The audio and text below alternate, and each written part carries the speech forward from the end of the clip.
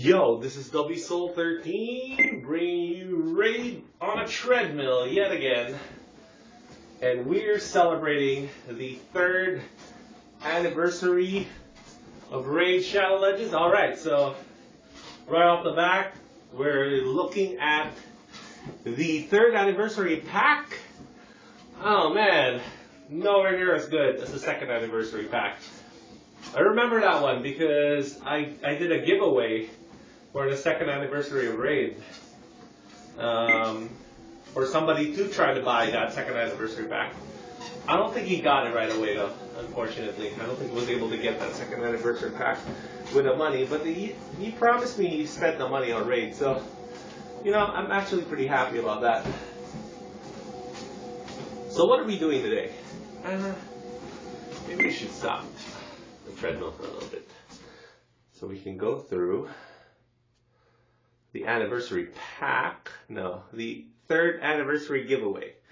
So we do have a giveaway, and this is a really juicy giveaway. 3 Sacred Shard, 2 Voids, 3 Ancients. Really, really good. Oh, it's a 3-day thing, so you have to keep playing the game. But definitely 3 days of checking in just to get that sacred. Amazing value.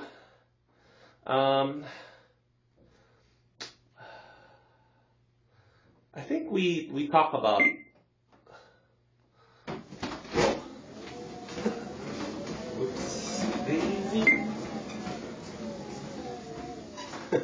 I think we talk about the news first, right? Alright, so Void Rush this weekend, we already know that. Personalized Raid recap video. Okay, we're gonna watch that together. Celebrate Raid's 3rd anniversary. I think I turned off my internal volume for this streaming, but we'll see what it looks like. So for the 3rd anniversary, what are we doing? We're having Forge Pass Season 1. Alright, so what do I think of Forge Pass versus Battle Pass? So honestly, I think Battle Pass was the best Raid pack they've ever given away. So it's like 8 weeks worth of stuff that because it's kind of the reason why you want to pay for something. You want to pay to play the game, right? Not to have your 1 second of breaking a shard open and see if you get lucky, you know? So that pack had everything. It gave you a reason to play the game. 8 weeks of gameplay for what? $25? You know? And if you're free to play, you still got rewards. You just had more rewards for $25. And at the time, one of the most premium champion rewards they've ever given away for that price range, I think. You had Frozen Banshee, Stag Knight, and then you had one of the bears, and then I think Whirling. So they gave you a Void Legendary, which was Whirling, which ended up being terrible. But Stag Knight, Frozen Banshee, if you got those really early in your account, and then back then too, back when they were practically some of the best champs in the game. Like Frozen Banshee was considered the best poisoner at the game at the time. You know, if certain conditions were met, I think with counterattack, she was the best poisoner in the game at the time, or one of the best. And then for Stag Knight, let's check the heart rate a little bit. Heart rate's fine. Hasn't climbed up yet. For Stag Knight,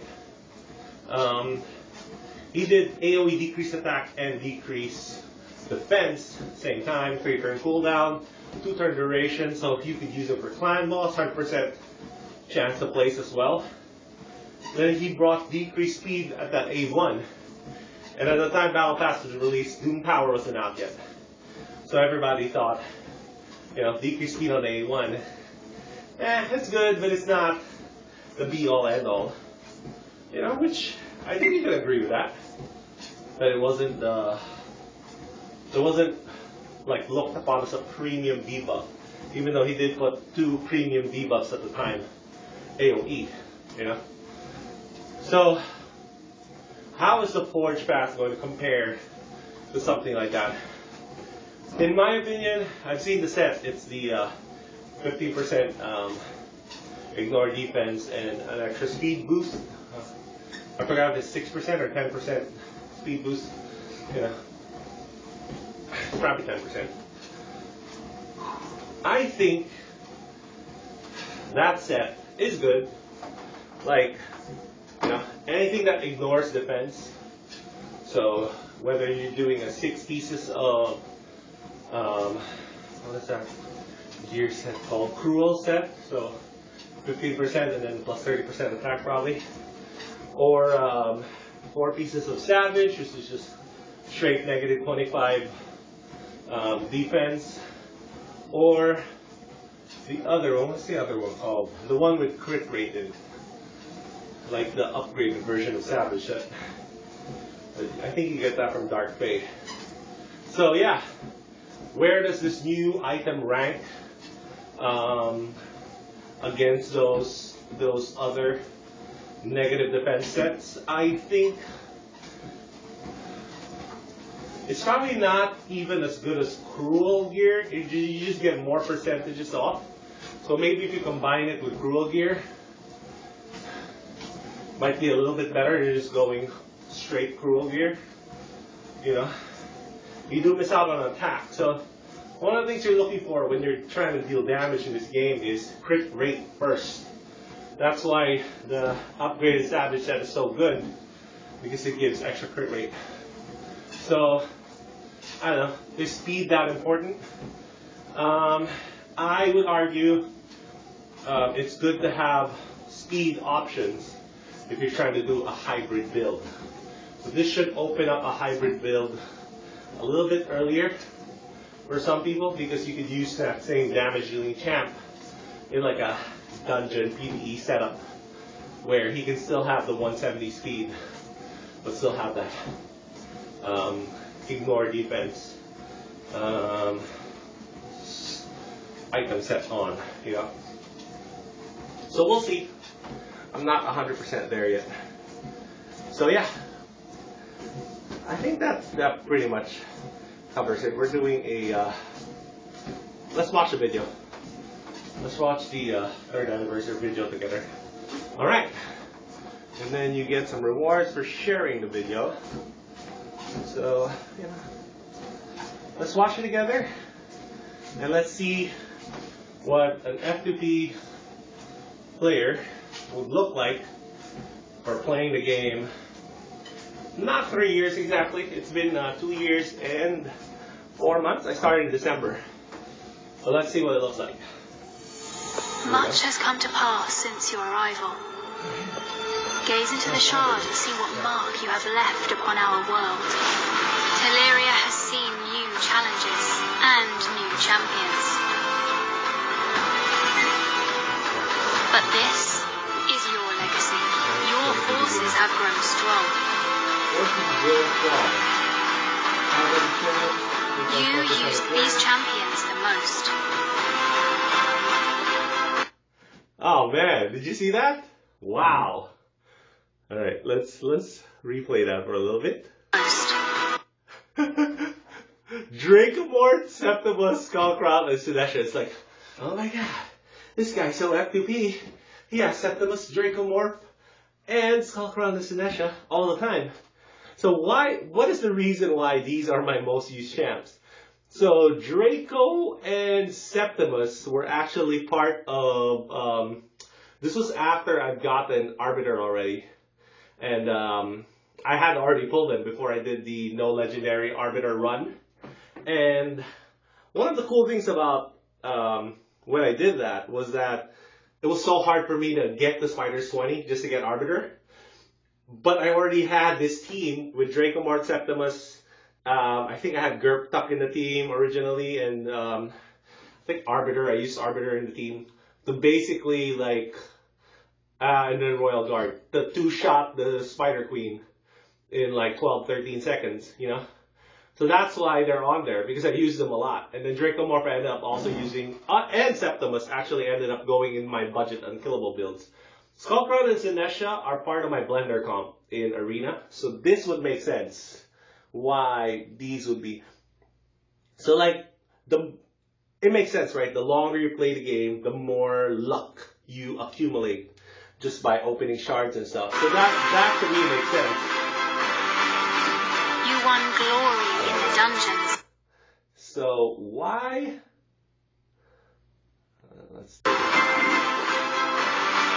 Why is Fellhound currently my favorite champ? What will be the reason for that? The main reason for that is Fellhound actually became my campaign farmer. So if you look into my videos here, you'll notice that my first Raid Shadow Legends video was probably the one where I talk about a campaign farmer for an F2P low spender. And people are like, you would never need a campaign farmer as an F2P low spender.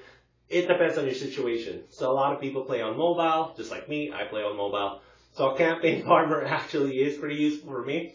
And by the time I got around to maybe this year or a little bit near the end of last year, I decided to go from Shield Guard to straight Fellhound because I didn't use Fellhound anymore anywhere else in the game.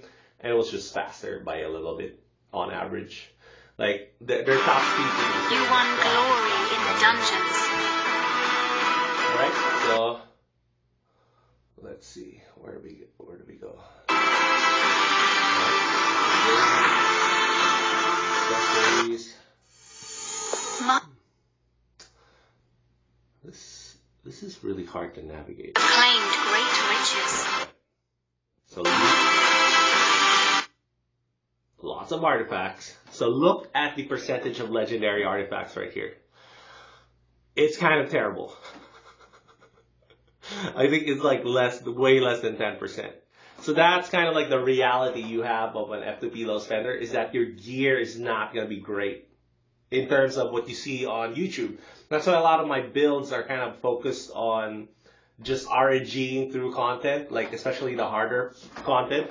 It's because of this. Your artifacts are just not going to be as good because you're not farming as much.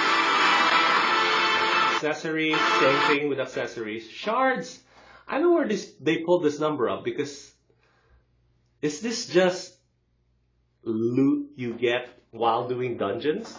So it makes sense that you'd accumulate some ancient shards, I guess, over time.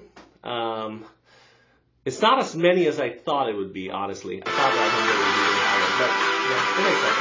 You have challenged all comers. Lol. This silver number needs to be repeated, because this is another kind of like choke point for a lot of players. You're looking at 350 million silver, yeah, just from dungeon runs. And this is probably just silver reward, I'm thinking, not even from selling your artifacts and accessories, which is where majority of the silver is going to come from. So I probably have had maybe like 1 billion silver in the game already. I don't know how they count this.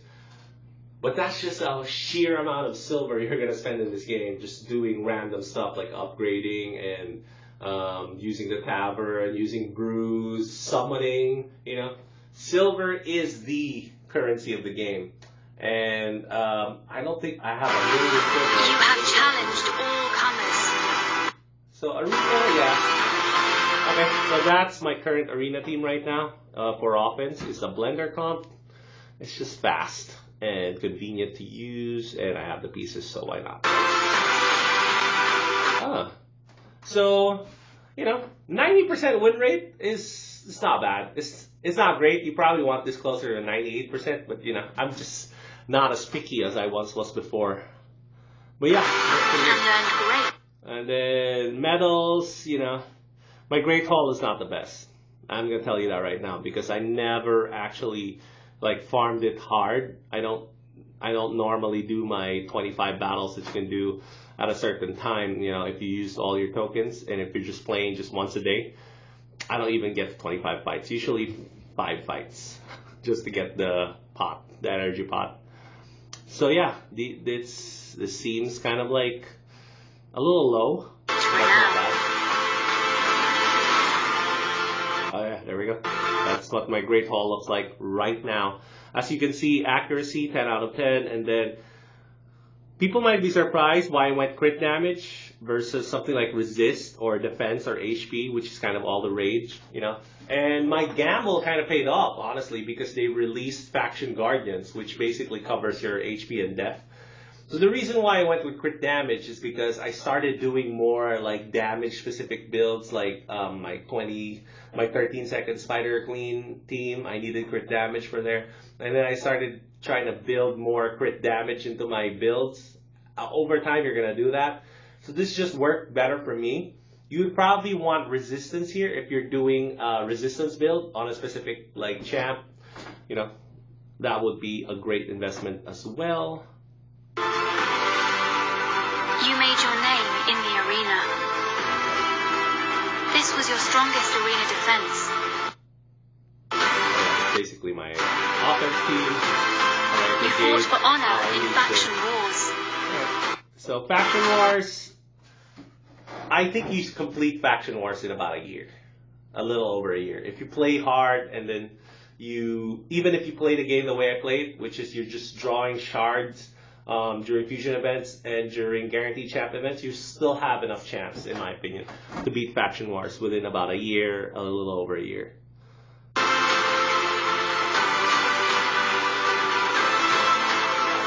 are an asset to your clan. Am I an asset to my clan?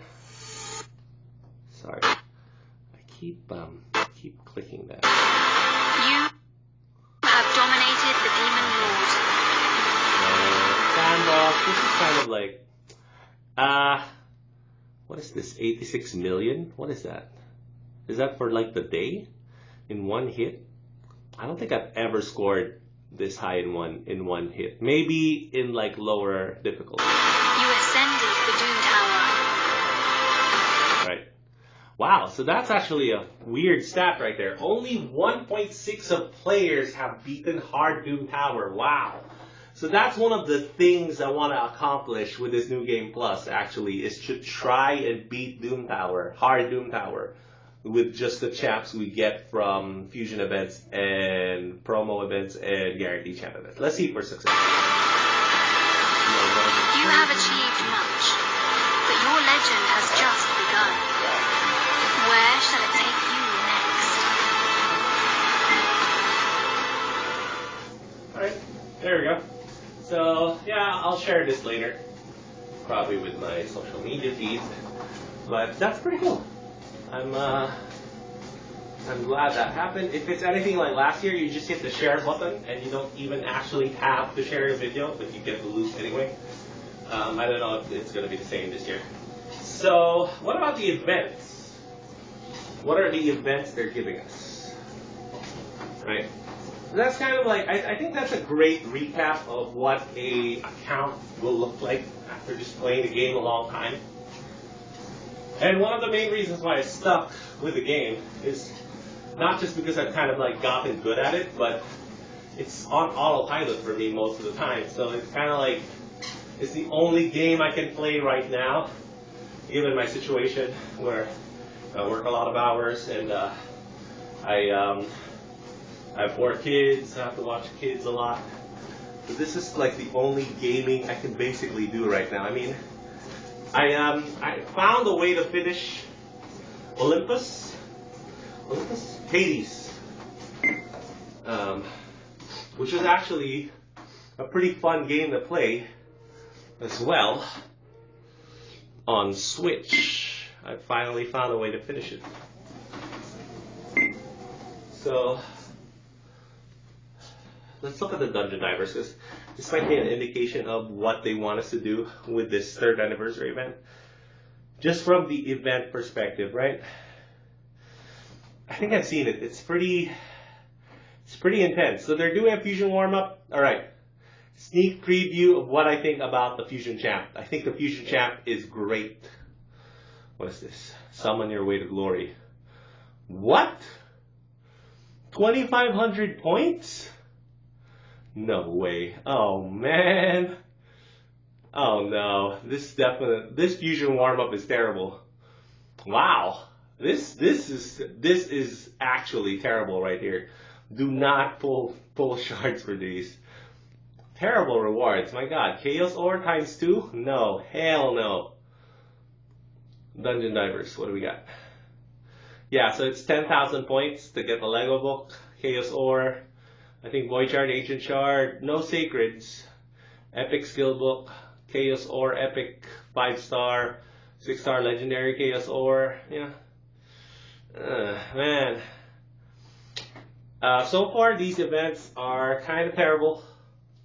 Right, let's continue with the treadmilling. So I think these events are pretty bad. And I'm personally not going for the events. I'll take a look at what the other events will look like. They're doing a champ chase, I think tomorrow, for 2x voids. So we'll see. We'll see what the what it looks like. So for a lot of people, this fusion warm-up is going to be open probably for both the champ chase and the 2x voids. Could you double dip there? It's kind of like just split your shard openings across so you get extra rewards. Sure. It's basically what? To get to the 2500, it's 4 for 500. It's about 5 maybe?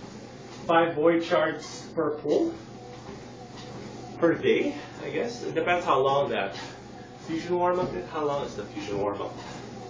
So you gotta have champ chase active for this, and you might not have enough time. Let's do some quick maths right here and see if we can make it happen. I think you can make it happen. Yeah, definitely. I think you can make it happen. If you play right at reset, I think it's possible. So you'll have a few hours right now, and then 4 days from there. You have another reset in you, is what I'm thinking about. Yes, I think you have one more reset in you after that. So it might be enough to get you through while trying to open some shards for, because they cap you at 500 a day. That's the only thing with this fusion warm-up events. So you'll need 5 times that you crack it to get to the last one. So I feel like,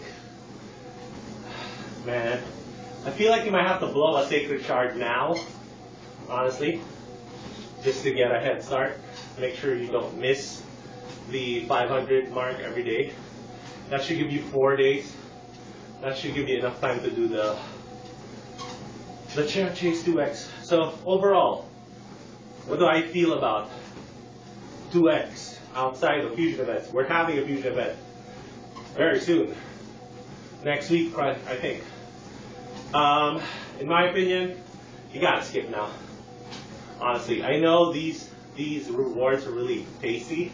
We might have even better rewards tomorrow. So if you are gonna pull, you might as well try to squeeze out as much rewards as you can. So do what I said, pop a sacred now, and then you do your voids for the whole weekend, including tomorrow. And then maybe on the last day, you pop another sacred. Or you could probably do a double. Like you do a sacred today, and then tomorrow you wait for champ chase to open, and then you get 2 days worth of champ chase, ticking down your fusion warm-up event timer, right? So you'll be able to draw voids for the rest of the 2,000 points. Now, it's not terrible, honestly. It's just like if you're doing 4 void shards per pull to 480 points, I think, and then 20 mystery shards to get your 500. 4 times 4, 16. 1 sacred shard, 16 voids, 1 sacred shard. It might not actually be bad, to be honest. I wish they would. I wish we could see what the prizes are for the champ chase tournament. Honestly, that would be the big kind of like. That would be the big mystery here. All right, let's see. Champ training, champ chase. Oh, they don't show us any previews of the rewards. I'm not even sure if it's going to be worth it for the rewards. Tough call here, tough call, honestly. You might want to pocket your 1 sacred right now. Try to get through to the event. And that's 1 sacred, 16 voids, plus mystery shard. So I don't know. Maybe it might be worth it if the rewards are any good, but in general now, you want to stick with the fusion events. Especially if you project you're going to be short for this next fusion event. So the next fusion event may not be an immediate impact in your account, but this might be the best bomb mechanic they've ever put in the game. So clearly, you want to push bombs, right? And if you don't have this champ, it might be hard to pull off a bomb comp later on if a bomb comp is needed to do anything in the game, you know. So maybe this is your answer to Arena if you can combine him with other champs that put bombs on. There's this like early combo they're speaking about with, I think, Soul Drinker. You know, so heart rate 130. So I think that's pretty good. 132. We're at the bottom of that zone. I'll probably go up a little bit more speed. But yeah, I think you definitely should think about not pulling for 2x voids right now. What's after 2x voids? Sacreds? 2x sacreds. Hopefully, no, we just did 2x sacreds, so it's probably 2x ancients next. Okay, so yeah. I don't know, man. I'm not quite sold on pulling right now. I feel like it's better to wait for the fusion event, especially since I think the fusion event champ might be one of the best like long-term value you can get from the game, because the mechanic is introducing is so good in a certain niche situation. You know, like if you can combine him with a reviver against maybe Balmo, maybe there's a Balmo comp there. I'm not sure. This is all speculation. There might be a Balmo comp there. There might be a Arena comp there. Yeah? Something that can cheat you through the stone skin Arena defenses. I'm not sure, but I feel like it's there.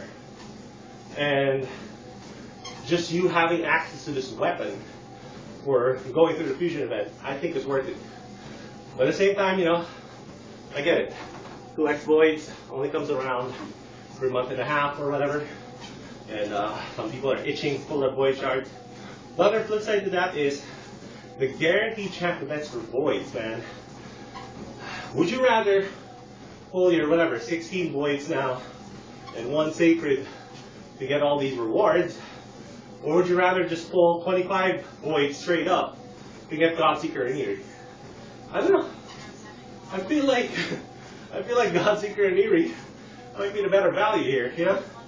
But again, it's up to you. Because like, of course, you're increasing your chances of getting epics. That means more chances at Maneater, Demitna, you know, these what's the other one? Warcaster? The Warcaster? So basically, you're limiting your shots at unkillable builds by playing this way, you know. So that's totally up to you. You can get through a lot of the fusion events with just sacred shards. That's another thing to think about. So like me, I got through the last fusion event with just 5 sacred shards, I think. So yeah. Would it be worth hedging the 1 sacred shard here to see if like the rewards are worth it? Me personally, I can go for it because I have a lot of voids. Do I have a lot of voids? I feel like I do.